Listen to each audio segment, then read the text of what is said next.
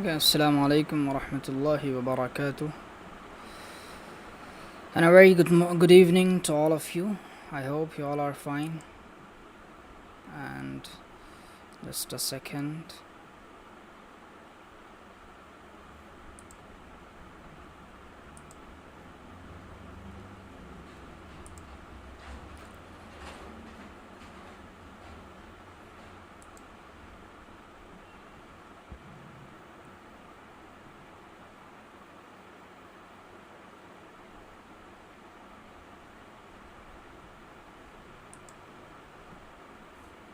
Okay, wait for the friends to come.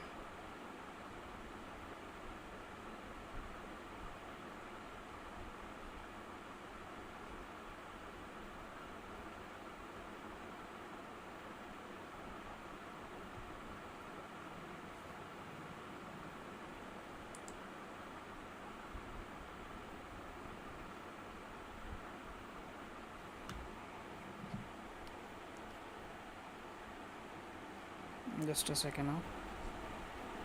Let me send the message. Welcome.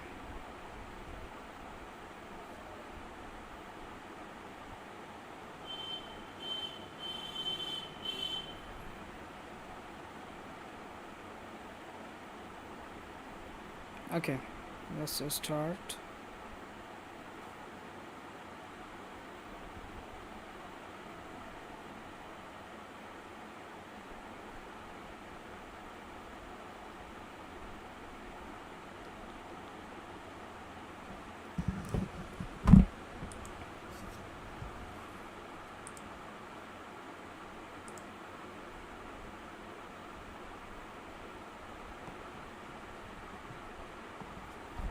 However, the friends have come.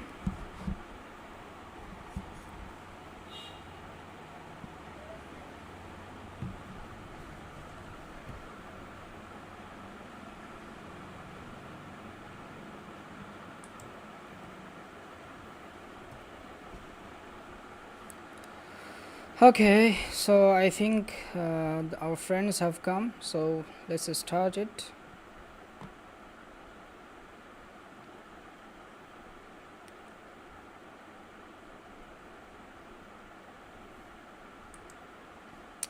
Yeah. Bismillah ar-Rahman ar-Rahim. I'll do it later, honest. Using a tomato to beat procrastination. Back in the 1800s, murderers used to love a chemical called arsenic. It pronounced arsenic and sounds like parsnip. Okay, parsnip. Arsenic poisoned and killed victims in a day, painfully. In 1875, two men ate arsenic in front of an audience. People expected them to die, but to everyone's surprise, they returned the next day, alive and well. How was that possible? How can something so harmful appear to do no damage? It was a mystery, okay? We will tell you later how the story of the arsenic eaters ended, but spoil alert. It didn't end well for them. Arsenic is bad for us, but tomatoes are good, right? They are full of healthy nutrients. I'm going to show you how even a plastic tomato can be good for you. It can help you learn better. Sounds crazy, right? All will soon become clear, but don't eat any plastic tomatoes. That's not the trick. The problem with putting things off. I want to tell you about procrastination. Procrastination means, in Urdu it is called susti, okay? Means putting things off until later. It is a problem for many students and adults and gets in the way of good learning. Procrastination can be a natural thing to do. Why would you do something you don't feel like doing? Especially if you know it's going to be hard. Why study on Monday when the test is not until Friday? Won't you forget it by then anyway? Here is the problem. If you procrastinate, you often run out of time. As you will learn later, time and practice work together to help you cement new ideas into your brain. If you run out of time, you not only can't build learning structures, you also spend energy worrying about it. That's a lose-lose situation, okay? Procrastination is the enemy of high-quality learning, but many students still do it. I want to show you how to beat it. Here's the good news. Your inner zombies are going to help you learn. Now, don't freak out. I don't mean you have real zombies inside your skulls. That would be gross. But it's nice to imagine an army of tiny zombies up there working hard for you. You want to make friends with them, okay? So we need a pinball machine, a handful of friendly zombies, and a plastic tomato. Who knew? Stay with me. I'm a professor. Okay, see here. Distraction and procrastination. Procrastination is a major problem. We have so many distractions. I always think, before I start my homework, I'll play a video game. Before I realize it, I have wasted an hour. I need to find a way to focus on my homework. I should not be waiting until the last minute to do everything. Okay? A math student. Procrastination and pain. Do you groan when your mom or dad tells you to clean or practice an instrument or start your homework? This is because when you think about opening that book or cleaning up, it actually hurts. Researchers can see an area of the brain that experiences pain, the insular cortex, begin to light up. To your brain, thinking about cleaning your room feels like the start of a stomach ache. But here is what is interesting. Once you get started on the task you didn't want to do, the pain goes away after about 20 minutes. The insular cortex calms down when you start the task you are avoiding. It's happy that you are finally getting on with the job. Okay? When you even just think about something you don't like, it activates a pain center of the brain called the insular cortex. Here, you can see there. This can lead to procrastination. The helpful zombie here is showing you the location of the insular cortex. Here. So, this is my number one top tip to become a good learner. Just get going. Don't put work off until later. Easy for the professors to say, you are thinking, right? How can I change my habits? I'm so used to them. The answer is a tomato.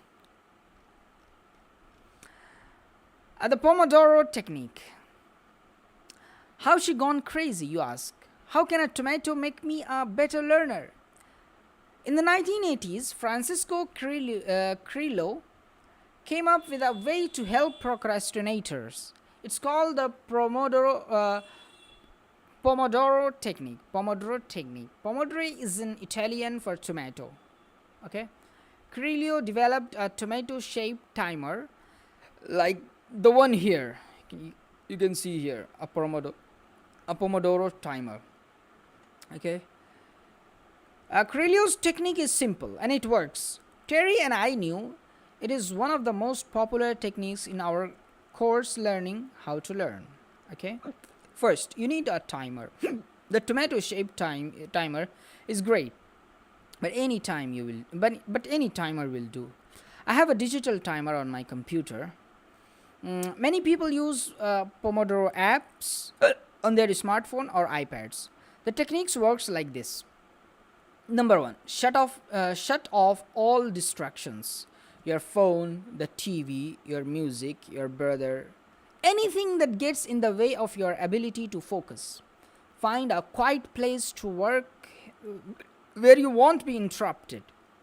If you can afford them, consider noise-cancelling earphones or cheaper, but just as effective earmuffs or earplugs. Number 2, set the timer for 25 minutes. Number 3, get going and focus on the task as well as you can. 25 minutes is not long, you can do it. Number 4, now for the best part. After 25 minutes, reward yourself. watch a dance video, naat video, or listen to your favorite naat. Maybe cuddle with your dog or chat with friends for 5 or 10 minutes or so. The reward is the most important part of the whole Pomodoro process. When you are looking forward to a reward, your brain helps you focus better. When you are done with your Pomodoro, reward yourself. And we are going to call this whole process, including the reward, doing a Pomodoro. Okay? So see here, he is rewarding himself by, just laying down in the park. Okay, let me have a water, please.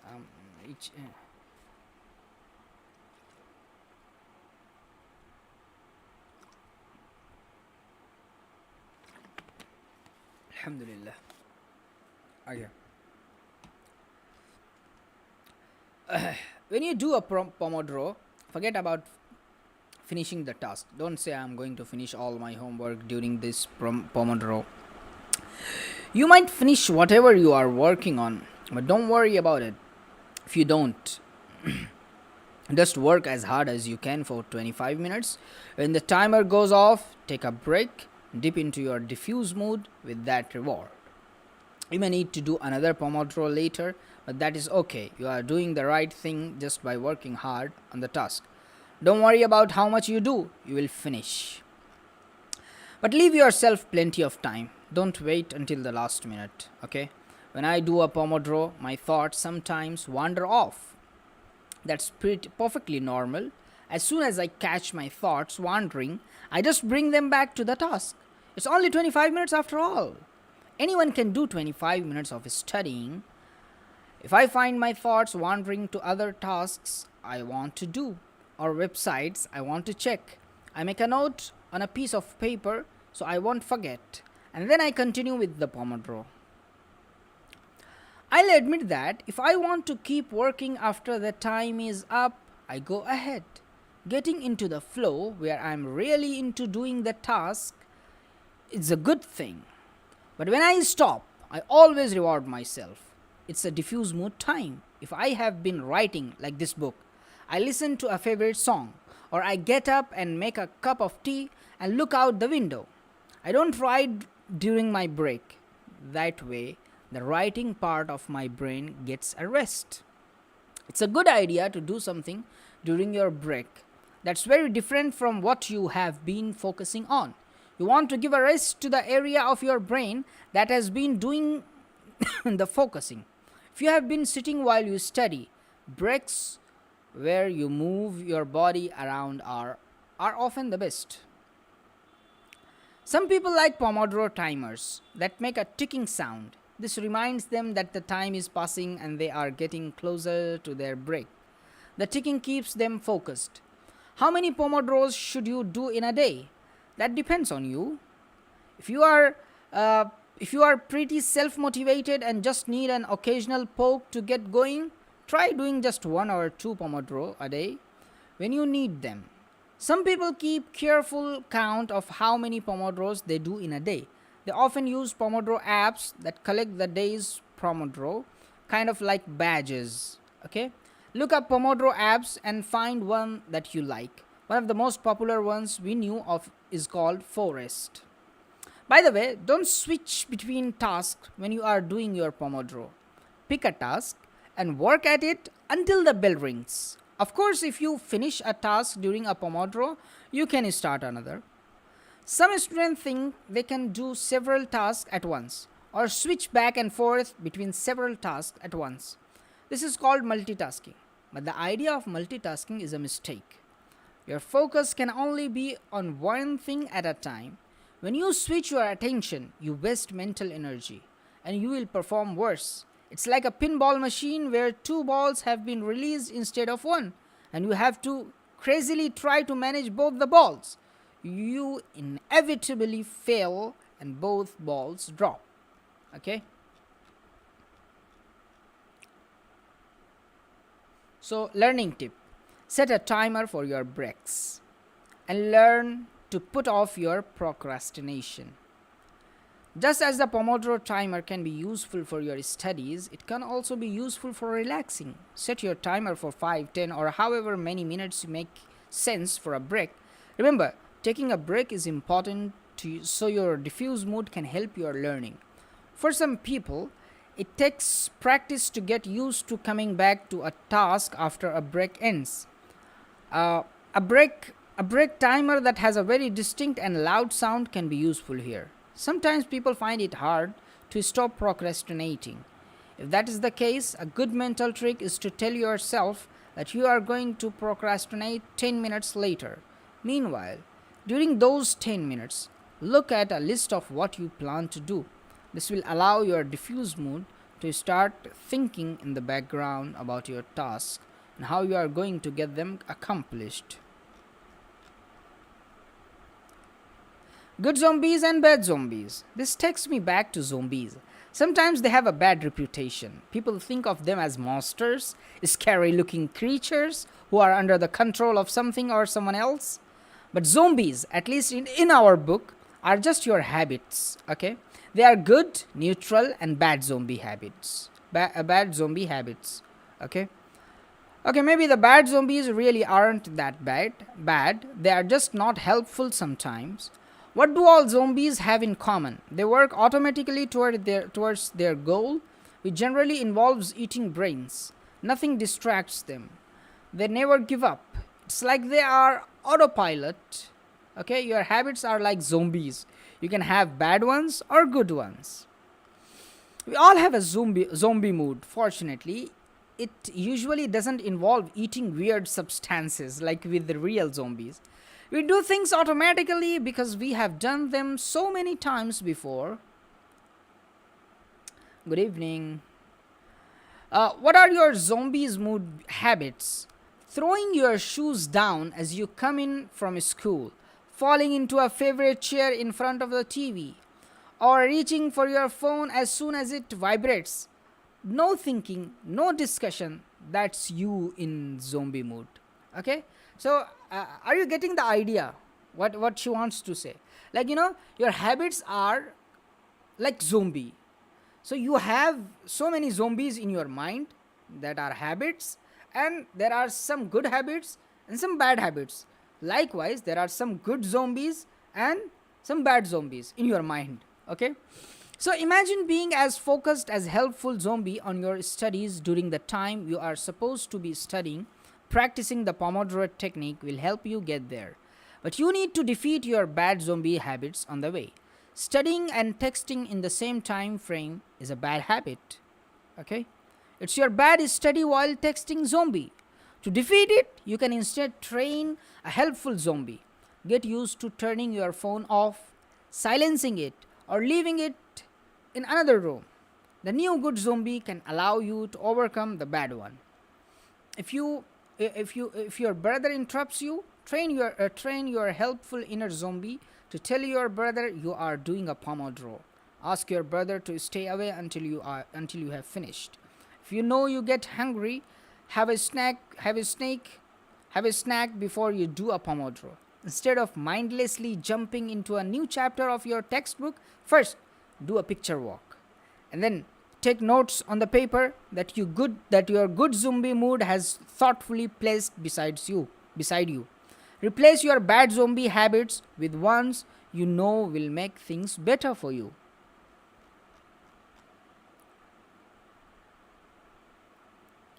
Okay. Back to arsenic eaters. Remember the arsenic eaters? How did they eat arsenic and not die on the spot? And what does eating a deadly poison have to do with sometimes as seemingly harmless as putting things off? Procrastination. The arsenic eaters ate a little bit of poison each day. They trained their bodies to expect it. Okay? So they were building up an immunity. So they thought they were getting away with it because they didn't feel ill. They didn't feel ill, right? They didn't realize it, but they were gradually poisoning themselves. A little bit of arsenic won't kill you right away, but it's very unhealthy, okay? Over time, it does serious damage, cancer and other damages to your internal organs. Don't eat arsenic. How is this like procrastination?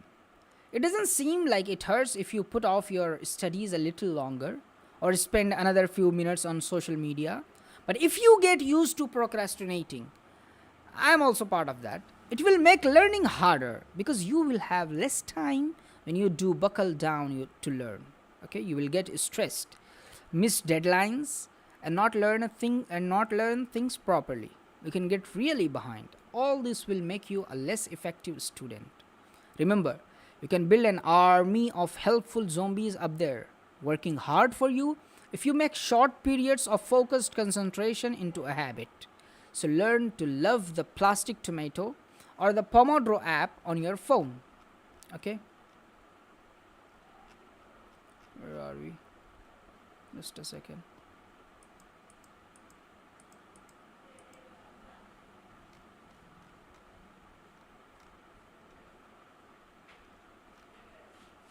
Okay.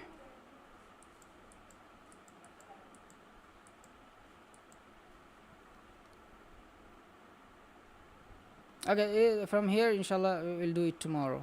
Okay? Yalla, jazakallahu khaira. And assalamu alaikum wa rahmatullahi.